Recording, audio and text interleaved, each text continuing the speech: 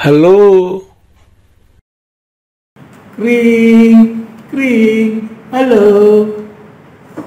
Salam, kita jumpa lagi. Saya Immanuel Jonas Bislisin, Gembala GPF Angelika Palur, Kecamatan Jaten, Kabupaten Karanganyar. Pada kesempatan ini saya ingin menyampaikan daftar Elohim dengan tema Nantikanlah Yahweh.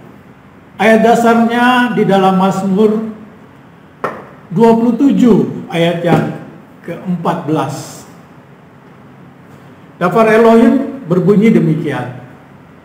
Nantikanlah Yahweh, jadilah kuat, dan Dia akan menguatkan hatimu. Ya, nantikanlah Yahweh. Mazmur 27 ayat 14. Di sini mengapa pemazmur, yaitu Daud, dia menasihati untuk menguatkan dan meneguhkan hati dalam menantikan Yahweh Elohim. Mengapa? Apakah nasihat ini tepat dan baik sekali? Menanti, kata menanti, sesuatu yang tidak pasti. Bukankah tidak menyenangkan? Karena membuat kita gelisah, membuat kita ragu. Namun, di dalam kitab Mazmur ini, Daud justru mengajak kita untuk menantikan Yahweh Elohim. Situasi seperti apa yang dihadapi Daud saat menasihati untuk menanti atau menantikan Yahweh? Ada tiga kemungkinan, Bapak Ibu. Ada tiga kemungkinan. Satu, mungkin saat Daud dalam pelarian karena akan dibunuh oleh Raja Saul. Yang kedua, awal perang 7 tahun antara suku Yehuda dengan suku-suku Israel lainnya. Yang ketiga, atau ketika Daud lari karena pemberontakan Absalom, anaknya. Nah, Bapak Ibu, dari ketiganya tidak satu pun peristiwa yang langsung atau berlangsung sebentar semuanya. Sangat panjang waktunya, Bapak Ibu. Daud ini dia harus menanti Yahweh Elohim dalam waktu yang panjang dan situasi yang mengancam hidupnya. Di dalam kitab suci mencatat ada beberapa pengalaman tentang menantikan Yahweh Elohim. Yaitu yang pertama, Yahweh Elohim bisa memberitahu kepada Mose atau Musa tentang rencananya membebaskan Israel dari perbudakan bangsa Mesir. Ya, Yahweh bisa memberitahu kepada Mose tentang rencana membebaskan Israel dari perbudakan Mesir. Namun Yahweh Elohim membuat Mose menunggu selama 40 tahun. Satu masa yang lama agar Mose atau Musa bisa bergantung kepada Bapa Yahweh Elohim.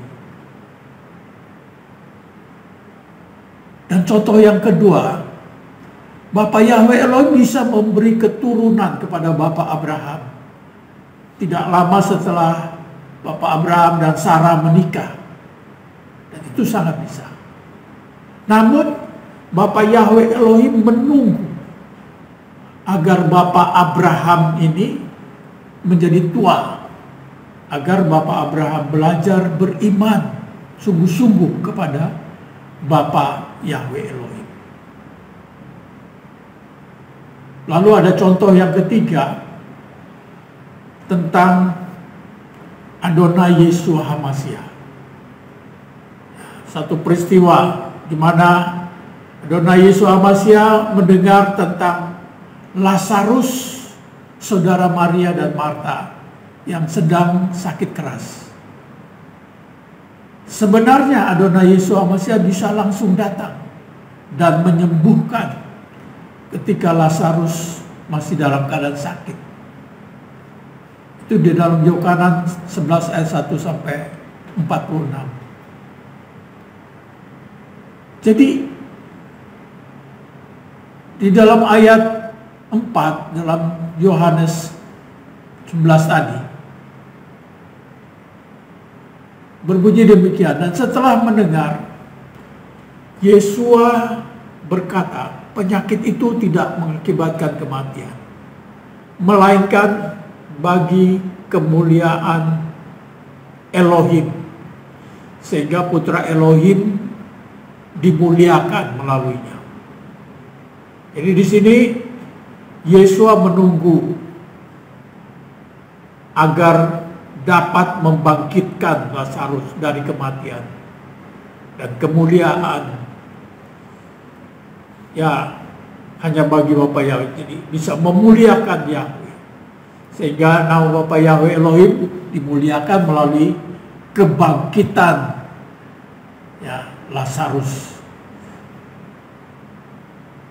Nah, Bapak Ibu saudara-saudara yang dikasihi Adonai Yeshua HaMashiach, Bapa Yahweh Elohim juga dapat menjawab, memenuhi segala kebutuhan tokoh-tokoh yang saya sebutkan tadi.